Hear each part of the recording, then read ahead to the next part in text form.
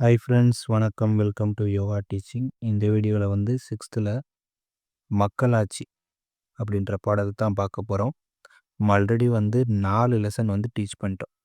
Okay, 2026 group 1, 2 and 4 எக்ஸாமுக்கு prepare பண்ணக்கூடியவங்களுக்கு நம்ம GK lessons வந்து ஒரு சீரியஸாக நம்ம வந்து வீடியோஸ் போட்டுக்கிட்டுருக்கோம். அதனுடைய ஹைலைட்டான பிடிஎஃப் பார்த்துக்கணும். நான் ஒவ்வொரு வீடியோவில் திரும்ப திரும்ப சொல்கிறதான். ஒவ்வொரு வீடியோலையும் இந்த மாதிரி பிடிஎஃப் வந்து ஹைலைட் பிடிஎஃப் ப்ளஸ் ஃபைனலாக இந்த புக் பேக், இதனுடைய பிடிஎஃப் வந்து நம்ம யோகா டீச்சிங்கிற டெலகிராமில் கீழே இந்த வீடியோக்குள்ளேயே நான் லிங்க் கொடுக்குறேன். டெலகிராம் லிங்க்கு ஜாயின் பண்ணி நீங்கள் பிடிஎஃப்பை டவுன்லோட் பண்ணிக்கலாம். வாங்க வீடியோக்குள்ளே போகலாம். மக்களாட்சி. ஓகே, எக்ஸாம் பாயிண்ட் ஆப்பில் என்னன்றதை மட்டும் நம்ம கவர் பண்ணாலே போதும். போக போக 7th 8th ஸ்டாண்டர்டில் படிக்கும் பொழுது நம்ம கொஞ்சம் டீப்பாக பார்த்துக்கலாம். ஓகே, மக்களாட்சின்னும் பொழுது அந்த வார்த்தையிலே மீனிங் இருக்குது. மக்களாட்சினா மக்களுக்கு ஏற்றவாறு ஒரு ஆட்சி. ஓகேங்களா, அதுதான் அந்த குறள் கொடுத்துருக்கு. குறளுடைய மீனிங் பார்க்கலாம். மக்களுக்காக என்ன ஆட்சி நடக்குதோ அதான் மக்களாட்சி. அவங்களே அதிகாரம் வந்து அவங்களுடைய பவர் வந்து அதிகாரம் மிக்கவங்களாக இருக்கணும். அதைத்தான் 1 by 1 பார்க்கலாம். குடிதழி கோலோச்சும் மாநில மன்னன் அடிதழி நிற்கும் உலகு அப்படின்னா, தன்னுடைய குடிமக்களை அரவணைத்து நடத்தக்கூடிய சிறந்த ஆட்சியாளருடைய அடிச்சுவட்டை நானிலமே போற்று நிற்கும். ஓகேங்களா, அப்போ ஒரு அரசாக இருக்கட்டும், ஒரு மன்னராக இருக்கட்டும், அதனுடைய ஆட்சி தன்னுடைய குடிகள்னால் தன்னுடைய மக்களுக்கு ஏற்றவாறு இருக்கணும். ஓகேங்களா, அந்த மாதிரி ஆட்சியை தான் வந்து டெமோக்ராசின்னு சொல்கிறோம். டெமோக்ராசின்னு என்னங்க? மக்கள் ஆட்சி. ஓகேங்களா, வாங்க நெக்ஸ்ட் பாயிண்ட் போகலாம். நெக்ஸ்ட்டு ஒரு ஒரு பாக்ஸ் இன்ஃபர்மேஷன். மக்களுக்காக மக்களே நடத்தக்கூடிய ஆட்சி தான் மக்களாட்சின்னு யார் சொன்னாங்க கேட்கலாம். Abraham Lincoln. ஓகே, இது நமக்கு சின்ன வயசுலேருந்து ஸ்கூலில் படித்தது தான். ஸோ மறக்க சான்ஸ் இல்லை. அடுத்து மக்களாட்சின்ற ஒரு டெஃபினிஷன் இருக்குது. அதாவது ஒரு நாட்டுடைய குடிமக்கள் வந்து தேர்தல் வழியில், ஓகேங்களா, தேர்தல் மீன்ஸ் எலெக்ஷன், தேர்தல் வழியில் தங்களுடைய பிரதிநிதிகளை தேர்ந்தெடுக்கவும் அதன் மூலம் அரசு அதிகாரத்தில் வந்து நேரடியாக பங்கேற்பதையும் தான் மக்களாட்சி. கரெக்டுங்களா? ஒரு எலெக்ஷன் காமனாக நடக்குதுன்னா குடிமக்களுக்கு தான் அந்த வாக்குரிமை இருக்குது. தங்களுடைய பிரதிநிதிகளை தேர்ந்தெடுக்கிறதுக்கான அதிகாரத்தை வந்து இந்த இந்திய அரசியலமைப்பு சட்ட ரீதியாக அவங்க பெற்றதுனால டைரெக்டாகவே மக்களுக்கு அந்த அதிகாரம் போய் சேருது. அப்போ இதைத்தான் டெமோக்ரஸின்னு சொல்கிறோம், மக்களாட்சின்னு சொல்கிறோம். சரிங்களா, அடுத்து பாக்ஸ் ரொம்ப ரொம்ப முக்கியம். மக்களாட்சியுடைய பிறப்பிடம் வந்து கிரேக்கம். இது புக் பேக்கில் இருக்குது. ஓகே, மக்களாட்சியுடைய பிறப்பிடம்னா கிரேக்கம். டெமோக்ரஸி என்ற ஆங்கில சொல் வந்து டெமோஸ் ப்ளஸ் கிரேட்டியான்னு சொல்லி இரு கிரேக்க சொற்களிலிருந்து பெறப்பட்டது. ஓகே, டெமோக்ரஸினா demos and kratia. Okay, kratia என்ற இரு சொற்களிலிருந்து பெறப்பட்டது. என்ன சொல்லு? கிரேக்க சொல். இது ரொம்ப முக்கியம். அப்போ டெமோஸ்னா என்ன, கிரேட்டியானா என்னன்னா, டெமோஸ்ன்றது மக்கள். ஓகே, கிரேட்டியான்றது அதிகாரம் இல்லது ஆட்சியை குறிக்கிறது. கொஷின் கேட்கலாம், இதுலேயே 2-3 கொஷின் எடுக்கலாம். மக்களாட்சியுடைய பிறப்பிடம் என்னன்னு கேட்கலாம். ஆன்சர் கிரேக்கம். இந்த மக்களாட்சி, இந்த டெமோக்ராசின்றது ஆங்கில சொல்லு வந்து டெமாஸ் கிரேட்டியான்ற 2 கிரேக்க சொல்லில் தான், அந்த சொல்லுலேருந்து தான் பெறப்பட்டதுன்னு சொல்கிறாங்க. டெமாஸ்னா மக்கள், கிரேட்டியான்ற ஆட்சினா அல்ல அதிகாரம் சொல்லுவாங்க. Okay, right. மக்களாட்சியுடைய டைப் வந்து இங்கே சொல்லியிருக்கிறது வந்து பார்த்தீங்கன்னா நேரடி மக்களாட்சி, அதாவது டைரக்ட் டெமோக்ரஸி, மறைமுக மக்களாட்சி, அல்லது அதுக்கு இன்னொரு பேர் பிரதிநிதித்துவ மக்களாட்சி.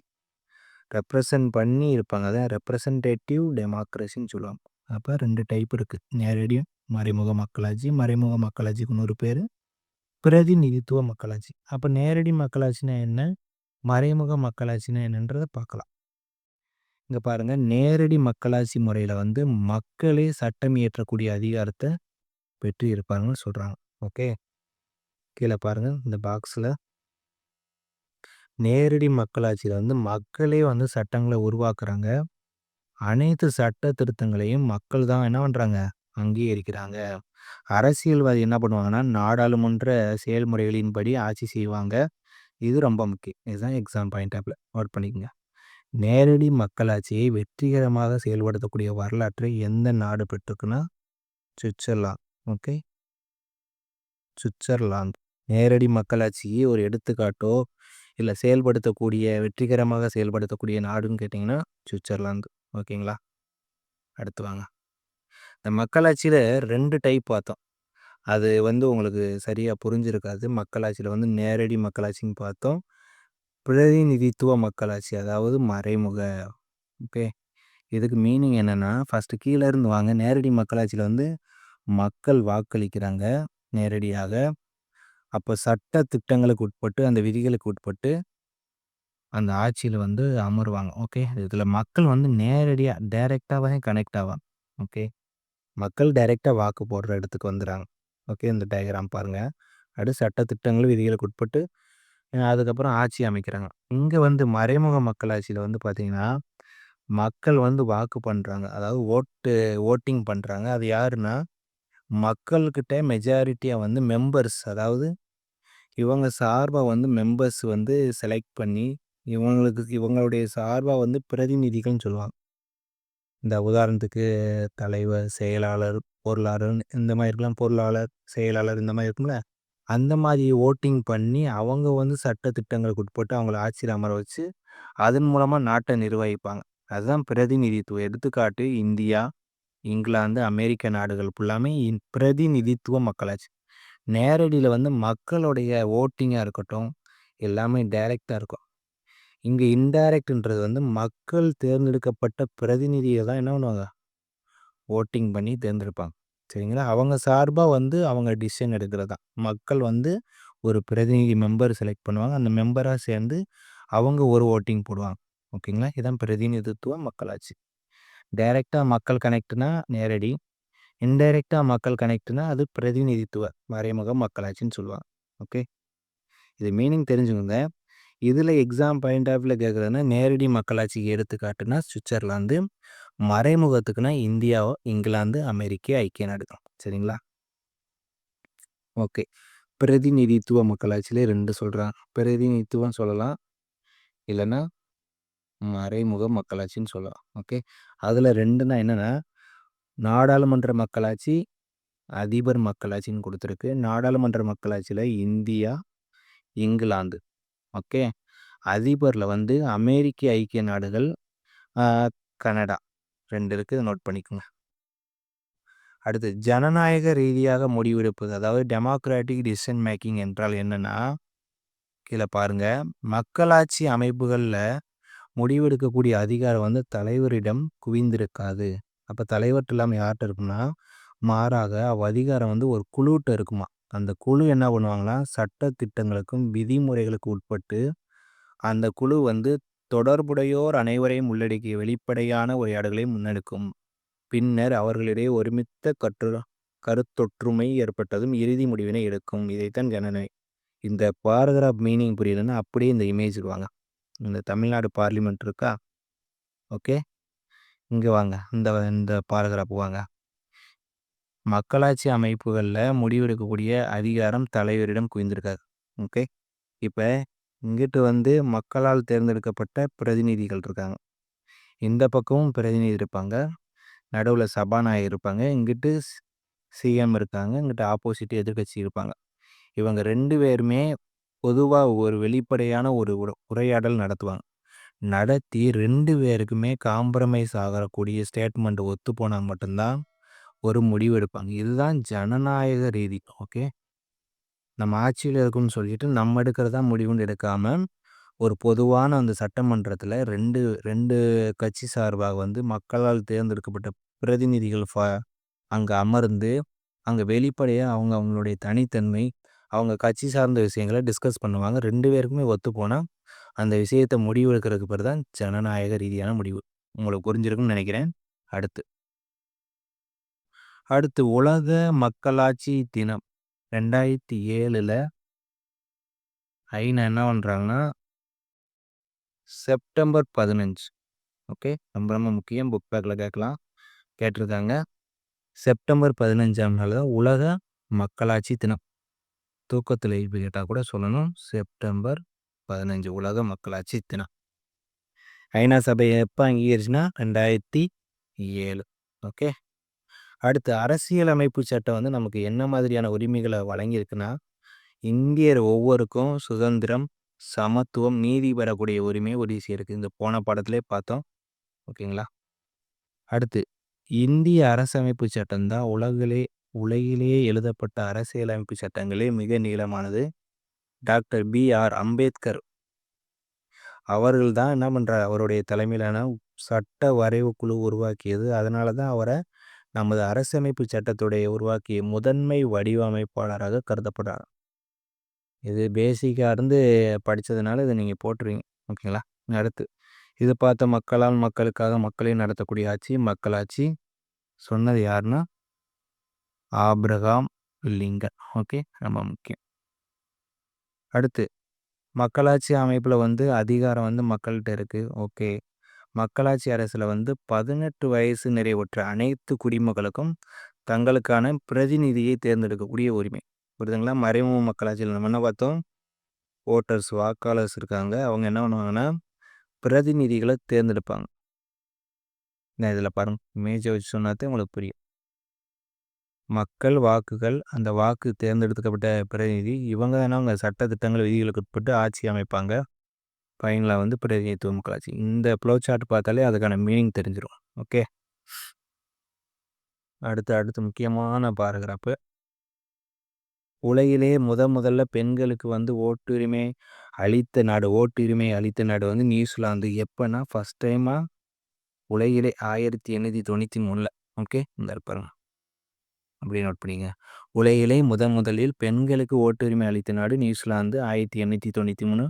அதுக்கப்புறம் யுனைடெட் கிங்டம் ஐக்கிய பேரரசில் வந்து 1918 ஓட்டுரிமை கொடுக்குறாங்க. அமெரிக்க ஐக்கிய நாடுகளில் வந்து 1920, யூஎஸ்ஏல 1920, ஐக்கிய பேரரசு யுனைடெட் கிங்டமில் வந்து 1918. ஃபஸ்ட்டுனா நியூசிலாந்து தான் 1893, 1893 பெண்களுக்கு வந்து ஓட்டுரிமை வழங்குறாங்க. அதே காலகட்டத்தில் இந்தியாவில் வந்து பணக்காரர்களுக்கு மட்டும்தான் ஓட்டுரிமை இருந்துச்சு. ஓகே. அதுக்கப்புறம் மகாத்மா காந்தி உள்ளிட்ட பல தலைவர்கள் போராடி இந்தியாவில் வந்து 18 வயது நிறைவடைந்த ஒவ்வொருக்கும் ஓட்டுரிமை வழங்கப்பட்டது. அது வந்து உலகளாவிய வயது வந்தோர் வாக்குரிமை படி. சரிங்களா. 1893 பெண்களுக்கு ஓட்டுரிமை எங்கே, நியூசிலாந்து. 1918 United kingdom, 1920 USA. ஆனால் இந்த காலகட்டத்தில் இந்தியாவில் என்ன பண்ணியிருக்காங்கன்னா பணக்காரவை மட்டும்தான் ஓட்டு போட்டிருக்க நிலைமை. புரியுதுங்களா. எவ்வளோ பின்தங்கி இருந்திருக்குன்னு பாருங்கள். அடுத்து பாருங்கள், இந்திய குடிமக்களில் 79% பேர் வந்து தங்களுடைய நாட்டின் மக்களாட்சியின் மீது நம்பிக்கை கொண்டுள்ளதாக புள்ளி விவரங்கள் தெரிவிக்கின்றன. இதன் காரணமாக உலக அளவிலான இப்பட்டியலில் இந்தியாவுக்கு ஃபர்ஸ்ட் பிளேஸ் கிடைச்சிருக்கு. ஓகே. டெமோக்ரஸி மெத்தடில் தான் 79% மக்களாட்சி மீது தான் நம்பிக்கை கொண்டிருக்காங்கன்னு வச்சுருக்காங்க. ஓகே. வாங்க இந்த பாடத்தில் இதோட இந்த பாடம் முடியுது. அடுத்து புக் பேக் தான். உலகின் பழமையான மக்களாட்சி நாடுகள். முதல்ல வானா எண் வரிசை எண் மக்களாட்சி நாடு, அதனுடைய பீரியட் காலம், அமைவிடம், சிறப்பு கூறுகள். ஓகே, இதையும் பார்த்துடலாம். ஃபஸ்ட்டு கிரேக்கம் வந்து பார்த்தீங்கன்னா அதனுடைய காலம் கிமுனா பொது ஆண்டு முன்பு 5ஆம் நூற்றாண்டு. சரிங்களா. கிரேக்கத்துடைய காலம். இதனுடைய அமைவிடம் பார்த்தீங்கன்னா கிரீஸ். சிறப்பு கூறுகள் வந்து அரசியல் தத்துவத்துடைய அடித்தளம் யார், கிரேக்கம் தான். இதெல்லாம் மக்களாட்சி நாடு. சரிங்களா. அப்படி நோட் பண்ணிட்டே வாங்க. அடுத்து ரோமானிய பேரரசு, அதாவது கிமு பொது ஆண்டு முன்பு 300லேருந்து 50 வரைக்கும். இதனுடைய அமைவிடம் தீபகற்ப இத்தாலி, ரோமன் சொல்கிறாங்க. இந்த ரோமானிய பேரரசுடைய சிறப்பு கூறுகளாக வந்து நாகரிக வளர்ச்சியுடைய உலகளாவிய விரிவாக்கம்னு சொல்கிறாங்க. இந்த ரோமானிய பேரரசு மக்களாட்சி நாட்டில் தான் நாகரிக வளர்ச்சியுடைய உலகளாவிய விரிவாக்கம்னு சொல்கிறாங்க.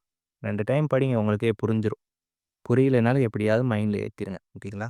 ஜான் மரினோஸ், அவங்களுடைய பீரியட் வந்து கிபி, அதாவது கிபினா பொது ஆண்டு 301. அவங்களுடைய அமைவிடம் இத்தாலி. ஜான் மரினோஸ்னு அது பார்க்கவே ஒரு ஓல்டாக இருக்குது. அப்போ பழமையான அரசியலமைப்பு தற்போதும் நடைமுறையில் இருக்குது. அது 4th ஒன் ஐஸ்லாந்தோடைய காலம் கிபி பொது ஆண்டு 930. இதனுடைய அமைவிடம் திங்வேலிர். ஐஸ்லாந்து திங்வேலிர். இதுவும் உலகிலேயே பழமையான நீண்ட காலமாக செயல்பட்டு வரக்கூடிய நாடாளுமன்றத்தை கொண்டது. பாருங்க எவ்வளோ பழமையான மக்களாட்சி நாடுகள்லாம் இருக்குன்னு. அடுத்து 5 மனித தீவு, அதாவது ஐசில் ஆஃப் மேன், கிபி பொது ஆண்டு 927. இதனுடைய அமைவிடம் பார்த்தீங்கன்னா இங்கிலாந்துக்கும் அயர்லாந்துக்கும் இடையே இருக்கிறது மனித தீவு. ஓகே, 2 நாடுகளுக்கு இடையே ஒரு தீவு இருக்குன்னு நோட் பண்ணிக்கோங்க. இவங்களுடைய சிறப்பு ஊர்கள் வந்து மன்னராட்சியின் கீழே வந்து சுயாட்சி.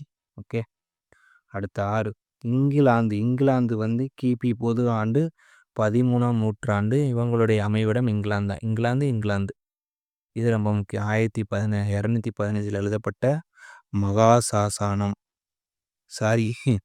மகாசாசனம் எது இங்கிலாந்து மகாசாசனம். அதை வந்து மேக்னா கார்ட்டான்னு சொல்கிறாங்க.